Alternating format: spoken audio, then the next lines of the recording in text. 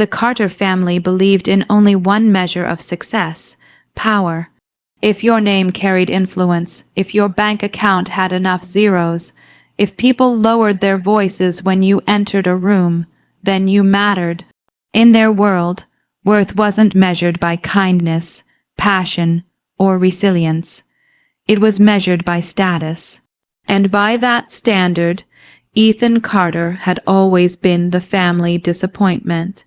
At 28, Ethan was the youngest of 3 siblings and the only one who had refused to join Carter and Sons development, the multimillion-dollar construction empire his grandfather had built from the ground up. His father, Victor Carter, had expected Ethan to fall in line just like his older brother Lucas had. Lucas was everything their father admired: sharp suits, polished smile, and ruthless ambition. At 32, he was already vice president of the company and was constantly praised as the future of the Carter legacy. Then, there was Ethan. Instead of stepping into the family business, Ethan had chosen a different path. He had studied architectural design and digital innovation, building a small independent creative studio from scratch. His work focused on blending modern architecture with sustainable technology, something he believed could reshape cities. To Ethan, it was meaningful work. To his family, it was a joke, a glorified freelancer. His mother, Margaret, often called him. His sister Claire would laugh and add, "It's cute that Ethan thinks sketching fancy buildings on his laptop is a real career." Even Lucas joined in. "Still chasing your little dream, huh?" He'd sneer during family dinners. "Maybe one day you'll get a real office instead of working from coffee shops." At first, Ethan had defended himself. He had tried explaining his projects, his vision, his clients. But after years of ridicule, he learned silence was easier. That silence followed him as he stood in front of the massive Carter estate on a chilly Friday evening, staring at the flood of luxury cars lining the circular driveway. The engagement gala. Lucas was marrying Vanessa Whitmore, daughter of billionaire industrialist Richard Whitmore, and the Carter family had turned the occasion into a spectacle worthy of national headlines. The estate glowed with golden lights. Valets rushed between imported sports cars. Guests in designer gowns and tailored tuxedos laughed beneath crystal chandeliers, visible through towering windows. Ethan adjusted the cuffs of his dark navy suit and exhaled slowly. He hadn't wanted to come. The invitation had arrived 3 weeks earlier with a note handwritten by his mother. "Family attendance is expected. Don't embarrass us by being absent." That was Margaret Carter's version of affection. Inside, the ballroom was already alive with conversation. Waiters carried silver trays of champagne, while a string quartet played near the marble staircase. Almost immediately, Ethan spotted his family. Victor stood near the fireplace speaking with investors. Margaret floated between social circles with practiced elegance. Claire was posing for photos beside an ice sculpture, shaped like intertwined rings. And Lucas, of course, stood at the center of it all, one hand resting possessively on Vanessa's waist as he basked in admiration. The moment Margaret noticed Ethan, her expression tightened. "Well," she said as he approached, her smile thin and forced, "you actually came. Good to see you too, Mom." Her eyes swept over his suit. "At least you dressed appropriately. I was worried you'd show up looking like one of your tech startup friends." Claire smirked. "Give him some credit, Mother. He probably rented it." Victor chuckled. Even Lucas joined in. "Careful, Ethan. Try not to tell anyone about your little side projects tonight. We wouldn't want the Whitmores thinking our family breeds mediocrity." The group laughed. Vanessa gave Ethan an awkward smile, clearly uncomfortable, but said nothing. Ethan forced a calm expression. Years ago, comments like those would have stung enough to ruin his entire week. Tonight, they landed differently. Not because they hurt less, but because he was tired. tired of trying to prove himself to people determined not to see his worth. "I'm just here to congratulate you," Ethan said evenly. Lucas leaned closer, lowering his voice. "Then smile and stay out of the way. Tonight is about people who have actually accomplished something." Ethan met his brother's smug gaze. He wanted to respond. Instead, he turned and walked toward the bar. For the next hour, he kept to himself, sipping sparkling water and observing the crowd. The city's most powerful names had gathered under one roof. CEOs, politicians, investors, media executives. To everyone else, the gala represented the union of two dynasties. To Ethan, it was just another Carter performance. Then the atmosphere shifted. The room grew quieter as the main doors opened. Richard Whitmore had arrived. The billionaire entered with commanding ease, dressed in a black tuxedo that somehow made him appear even more imposing. His reputation as one of the most influential businessmen in the country preceded him. Victor immediately straightened his tie and hurried forward to greet him. Lucas followed, eager and smiling. "Mr. Whitmore," Victor said warmly, extending his hand. "We're honored," but Richard barely acknowledged him. Instead, his sharp gaze moved across the ballroom, searching. His eyes passed over Margaret, over Claire, over Lucas, then stopped on Ethan. For a moment, Richard Whitmore looked almost stunned. Without a word, he stepped past Victor and Lucas, crossing the room directly toward Ethan. Whispers erupted among the guests. Ethan frowned, confused. When Richard stopped in front of him, his expression broke into unmistakable recognition. "You're Ethan Carter," he said. It wasn't a question. Ethan nodded cautiously. "Yes." Richard's face lit with admiration. "My God," he said, loud enough for the nearest guests to hear. "I've spent 6 months trying to arrange a meeting with you." The room fell silent. Victor's smile vanished. Lucas froze. Margaret's champagne glass trembled in her hand. Richard extended his hand firmly. "The designer behind the Horizon Innovation Tower," he said. "The visionary whose work my company has been studying." He shook Ethan's stunned hand and smiled. "I have to say, meeting you tonight is the highlight of this entire event." And in that instant, for the first time in his life, Ethan watched his family stare at him not with mockery, but with absolute shock. The silence that followed Richard Whitmore's words was unlike anything Ethan had ever experienced. It wasn't the polite silence of a formal gala, nor the brief pause between conversations in a crowded ballroom. This was the kind of silence that swallowed a room whole. The kind that came when reality shifted so suddenly that no one quite knew how to react. Every pair of eyes in the ballroom was fixed on Ethan.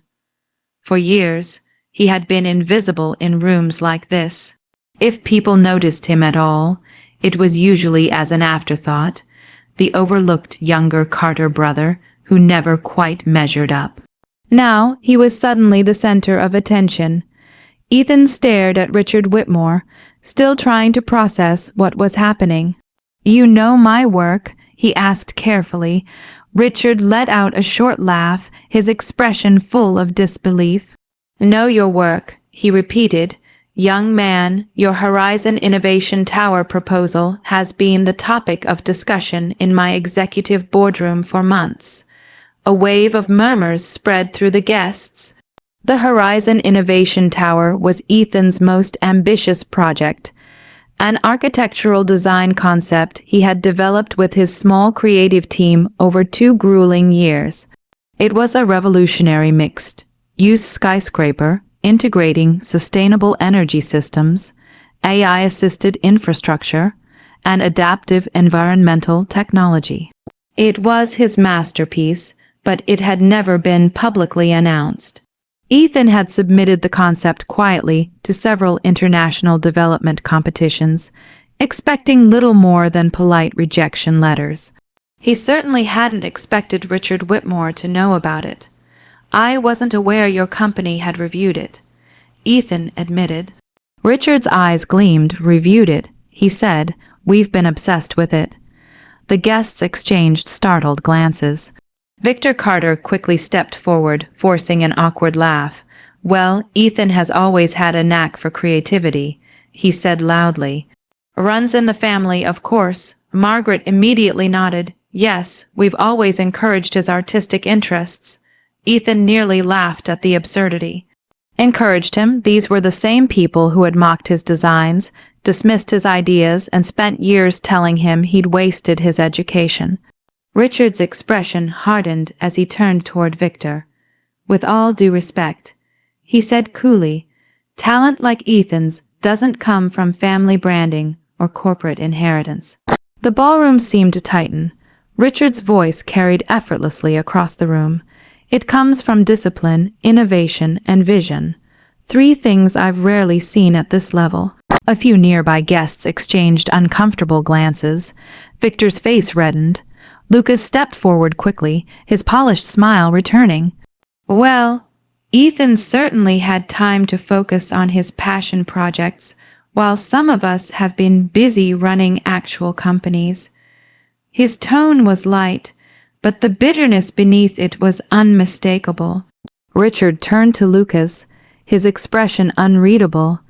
"And yet," he said calmly, "it was Ethan's passion project that caught the attention of investors managing over $2 billion in assets."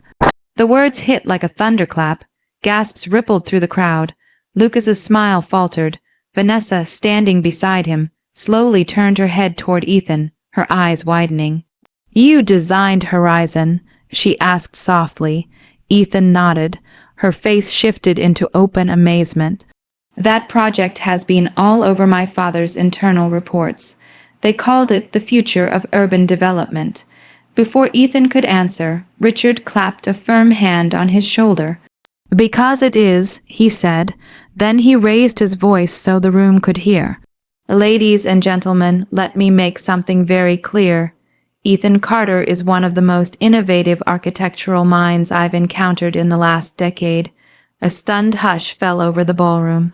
Richard continued, "My company has spent 6 months attempting to contact him regarding a potential global development partnership." Margaret's champagne glass nearly slipped from her fingers. Claire's mouth fell open. Victor looked as though someone had physically struck him, and Lucas looked furious. Ethan stood frozen. The room that had spent the last hour treating him like an insignificant guest was now watching him with awe. Then came the shift. One by one, people began approaching him. A real estate investor introduced himself first, praising Ethan's design concepts. Then a media executive requested an interview. A luxury development consultant asked for his card. Within minutes, Ethan was surrounded. The same social elites who had ignored him earlier were suddenly eager to speak with him. Across the room, Ethan caught sight of his family. Margaret was visibly flustered, forcing smiles as she attempted to salvage appearances. Victor looked shaken, his confidence gone. Claire whispered furiously to Lucas, and Lucas stood perfectly still, his jaw clenched so tightly Ethan thought it might crack. For the first time in their lives, the Carter family had lost control of the narrative. Vanessa quietly approached Ethan as the crowd thinned. "I owe you an apology," she said sincerely. Ethan looked at her, surprised. "For what?" She hesitated. "For believing everything Lucas said about you." Ethan said nothing. Vanessa glanced toward her fiancé, who was glaring from across the ballroom. "He always described you as directionless, someone who couldn't handle real pressure." A bitter smile tugged at Ethan's lips. "That sounds like Lucas." She studied him carefully. "You built all of this on your own." "Yes." Her admiration was obvious. "That's incredible." Before Ethan could reply, Richard rejoined them. "Ethan," he said warmly, "my executive team would like to meet with you first thing Monday morning." The room fell quiet again. Richard smiled. "We'd like to discuss bringing Horizon to life." For a moment, Ethan couldn't breathe. This was everything he had worked for, every sleepless night, every rejection, every sacrifice, everything his family had laughed at. And now it stood before him as undeniable proof of his worth. He glanced toward his family one last time. Lucas looked pale. Victor avoided his gaze entirely. Margaret's expression was a fragile mask of panic. For years, they had called him their failure. Tonight, in front of the city's most powerful people, that lie had shattered. As Ethan shook Richard Whitmore's hand and accepted the invitation, he felt something he hadn't felt in years. Vindication. And as he walked out of the ballroom beneath the stunned eyes of his family, he knew one thing with absolute certainty: this was only the beginning. By sunrise the next morning, the city had already begun talking. News of Richard Whitmore's public praise for Ethan Carter at Lucas's engagement, Gala spread faster than wildfire through elite social circles. By breakfast, business blogs were already speculating about a possible collaboration between Ethan's independent design firm and Whitmore Enterprises. For the Carter family, it was a disaster. For Ethan, it was the first morning in years that he woke up feeling something close to peace. Sunlight streamed through the floor, the ceiling windows of his modest downtown apartment, as his phone buzzed relentlessly on the kitchen counter. Messages, missed calls, voicemails, all from his family. He stared at the screen for a long moment before silencing it. The irony was almost laughable. For years, his calls had gone unanswered. Invitations to present his ideas to Carter and Sons had been ignored. Family dinners had become public trials where his ambitions were ridiculed for sport. And now they suddenly remembered his number. Ethan poured himself coffee and let the phone buzz itself quiet. At exactly 9 o'clock, a sleek black car arrived outside his building. Whitmore Enterprises. The ride to their headquarters felt surreal. The Whitmore Tower dominated the city skyline, a 40-story glass structure that reflected the morning sun like polished crystal. It was the kind of building Ethan used to admire from a distance, wondering if his work would ever matter enough to bring him inside. Now he entered through its front doors as an invited guest. Richard Whitmore greeted him personally on the executive floor. "Good," Richard said with a smile, shaking his hand. "I was worried your family might have tried to get to you first." Ethan gave a dry laugh. "They've certainly tried." Richard motioned for him to follow. Inside the executive boardroom, a team of senior executives waited around a massive oak table. Digital renderings of Ethan's Horizon Innovation Tower illuminated a wall-sized display. Seeing his design projected there made his chest tighten. For so long, Horizon had existed only on his laptop and in his imagination. Now it filled the room like a promise finally becoming real. Richard took his seat at the head of the table. "Ethan," he said, his tone shifting to business, "I'll be direct." He slid a leather folder across the table. Inside was a contract proposal. Ethan's breath caught. A $50 million strategic partnership. Full creative authority. Global implementation rights. His hands tightened around the document. "This can't be real." "Oh, it's very real," Richard said. "We believe Horizon is the future of urban architecture, and we want you leading it." For a moment, Ethan could only stare. Every insult his family had ever thrown at him echoed in his mind. "You're wasting your life. Your little designs will never amount to anything.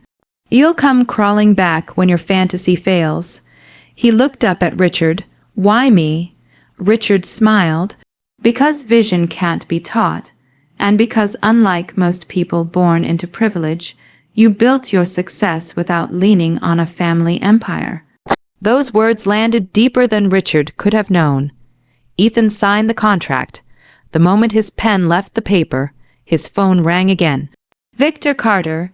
Ethan ignored it. Then another call. Margaret, then Lucas, then Claire, one after another. By noon, his inbox was flooded with apologetic messages. "Son, We may have misunderstood your direction. Let's talk. Family should celebrate success together. Dinner tonight. There's no reason for resentment between brothers." Ethan read each message with cold amusement. The same people who had mocked him for years were suddenly desperate to reconnect. By late afternoon, Victor himself appeared at Ethan's office. It was the first time his father had ever visited. Victor stood stiffly near the entrance, his expensive suit immaculate, his expression carefully controlled. "Congratulations," he said. Ethan leaned back in his chair. "Thank you." Victor hesitated. "I may have underestimated your potential." Ethan almost smiled. "Potential." Victor cleared his throat. "Whitmore Enterprises has considered future mergers with Carter and Sons. If your relationship with Richard is progressing, perhaps you could help facilitate a conversation." There it was. The real reason for the visit, not pride, not reconciliation, opportunity. Ethan studied his father's face. For years, he had craved a single moment of genuine approval from this man. Now that he finally had his attention, it felt strangely empty. "I'll think about it," Ethan said. Relief flickered across Victor's face. "Good. Your mother is arranging a family dinner tonight." That evening, Ethan arrived at the Carter estate. The atmosphere was almost comical. The same dining room where he had endured years of mockery had been transformed into a performance of warmth and affection. Margaret greeted him with a forced smile. Claire complimented his suit. Lucas even offered him a drink. They were trying so hard. Dinner passed in strained politeness until Victor finally raised his glass. To Ethan, he said, "Proof that Carter ambition always prevails." Ethan set down his fork. "No," he said calmly. The room fell silent. He looked at each of them in turn. "You don't get to rewrite history." Margaret's smile faltered. "Ethan, no." His voice was steady but sharp. "For years you called me a failure. You mocked my work. You laughed at my dreams. Every success I built happened despite this family, not because of it." No one spoke. Even Lucas looked uneasy. Then Ethan turned to his father. "As for Whitmore Enterprises merging with Carter and Sons," Victor straightened. Ethan's expression remained calm. "They won't." Confusion crossed Victor's face. "What?" Ethan leaned back. "This morning Richard asked for my professional assessment of your company." Victor's face drained of color. "I advised against any partnership." The room froze. "Why?" Victor demanded. Ethan met his gaze without blinking. "Because integrity matters and Carter and Sons has none." Lucas shot to his feet. "You sabotaged us." Ethan stood slowly. "No, Lucas." A faint smile touched his lips. "You sabotaged yourselves." He buttoned his jacket and headed for the door. Then he paused and looked back. "You spent years calling me your greatest failure." His voice was calm, but every word landed like steel. "Turns out I was the only success this family ever had." And with that, Ethan walked out, leaving behind the stunned silence of a family finally forced to face the truth. The Carter estate had never felt so fragile. For decades, it had stood as a symbol of wealth, power, and untouchable prestige. Every polished marble floor, every crystal chandelier, every imported painting on its walls had reflected the family's belief that they were destined to rule the city's business world. But now cracks had begun to show. 3 weeks after Ethan's dinner confrontation, Carter and Sons' development was unraveling. News had quietly spread through financial circles that Whitmore Enterprises had withdrawn all preliminary interest in a merger. Investors who once lined up for meetings with Victor Carter were suddenly hesitant. Several major contracts had been delayed, and whispers of instability followed the company everywhere. And at the center of it all stood Ethan. Not as the defeated younger brother they had spent years humiliating, but as the man whose success now overshadowed the entire Carter empire. That Saturday morning, Ethan stood in his penthouse office overlooking downtown, reviewing revised blueprints for the Horizon International Tower. His company, now officially renamed Ethan Carter Innovations, had exploded into prominence. Since signing with Whitmore Enterprises, his once small studio had grown into a thriving global design powerhouse. Architects, engineers, and investors from around the world now sought meetings with him. Everything he had fought for was finally becoming real. His phone buzzed. Vanessa Whitmore. He frowned before answering. Hello. Her voice was tense. I thought you should know, she said. The wedding is today. Ethan glanced at the calendar. He had almost forgotten.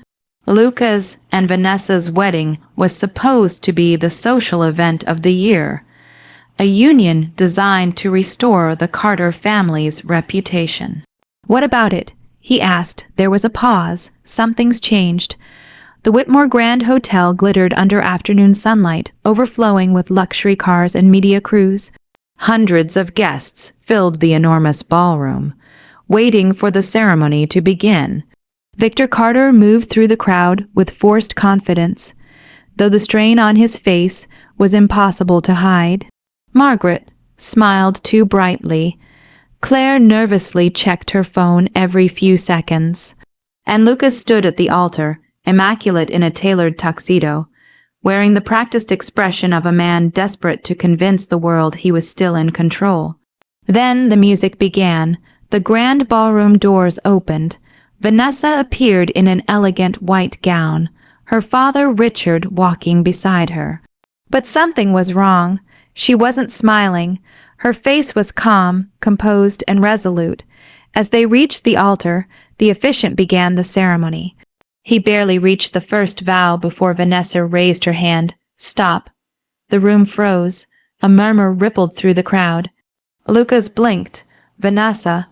She turned to face the guests. Then, with remarkable steadiness, she removed her engagement ring. I can't do this. The ballroom erupted in shocked whispers. Lucas stared at her. What are you talking about? Vanessa's voice carried clearly through the stunned silence.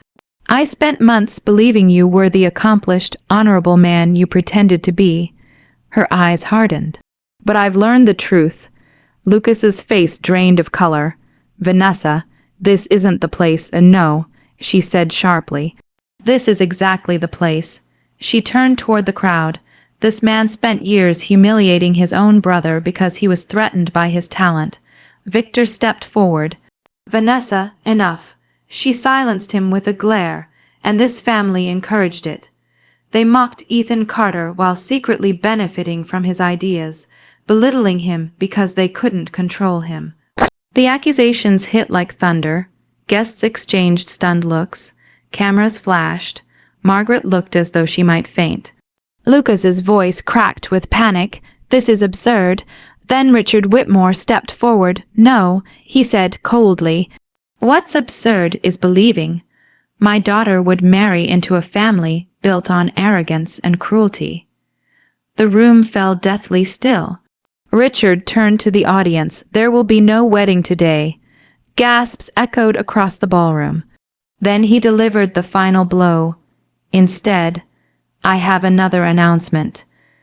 The giant projection screens behind the altar flickered to life. A sleek digital rendering of the Horizon International Tower appeared. Beneath it, bold letters lit up the screen. Whitmore Enterprises and Ethan Carter Innovations.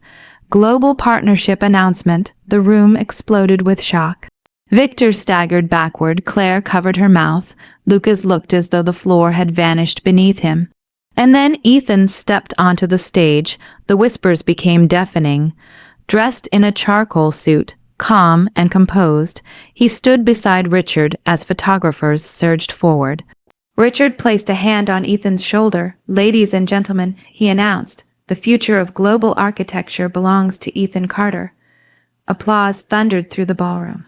Not polite applause, not hesitant acknowledgement. Genuine, overwhelming admiration. Ethan looked out at the crowd. Then his eyes found his family. For years, they had laughed at his dreams. Now they stood powerless as the world celebrated everything they had mocked. Victor's expression was shattered. Margaret could no longer hide her humiliation. Claire stared at the floor. And Lucas looked utterly broken. Ethan stepped to the microphone. His voice was calm, steady, and impossible to ignore. My family spent years calling me their failure. The room quieted instantly. They measured success by inheritance, reputation, and control. He paused. But true success is built through perseverance, vision, and integrity. His gaze never left Lucas. Sometimes the people who underestimate you become the very people forced to watch you rise. Silence hung for a heartbeat. Then applause erupted once more. Months later, Ethan stood atop the completed Horizon International Tower, now the tallest and most advanced structure in the city. Its glass walls reflected the skyline like a monument to resilience. Far below, the Carter Company's headquarters sat half empty, its reputation destroyed, its empire collapsing under years of greed and mismanagement. Ethan looked out across the city and smiled. His family had once called him their greatest failure, but standing above the world they had tried to deny him, he understood the sweetest revenge of all. It wasn't revenge, it was victory, and this time his success needed no permission to shine.